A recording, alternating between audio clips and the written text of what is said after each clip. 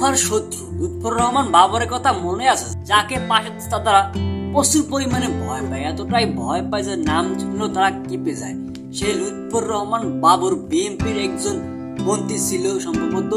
সে আজকে দুপুর 2টার সময় কারাগার থেকে ছাড়া পাইছে। দীর্ঘ 17 বছর পর কারাগার থেকে সে মুক্ত।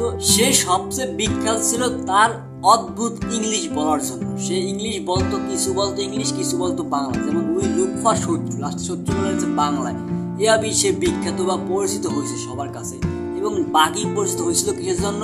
ওই যে তাদের 7 সিস্টার ধ্বংস করার জন্য। আমাদের বাংলাদেশ থেকে 40 ট্রাক ভরিয়া অস্ত্র পাঠাইছে তাদের কাছে, যে তাদের দেশে বিদ্রোহ তৈরি করার জন্য। কিন্তু সেটা সম্ভব হইল না। আর নয়তো হয়তো বা ওই 7টা রাজ্য আমাদের বাংলাদেশের একটা অংশ হইতো, কিন্তু সেটা আর হইল না।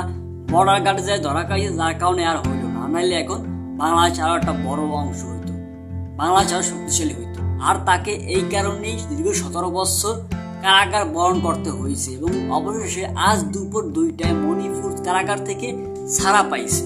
খেলা হবে এবার নতুন করিয়া আবার। দাদারা যেভাবে আমার লড়তে শুরু করছে, আবারও খেলা শুরু করতে হবে। লুৎফর রহমান বাবরের আবারও খেলা দেখাইতে হবে। সে এখনো আছে, তার এখনো শক্তি কমে না। হয়তো বা সে বুড়ো হয়েছে, কিন্তু তার শক্তি কমে না। সেটা আবার তার দেখাইতে হবে, আবার তাকে রাজনৈতিক দলে আসতে হবে। লুৎফর রহমান বাবর মানেই দাদাদের হৃৎপিণ্ড কাঁপাকাঁপির একটা অংশ বা নাম।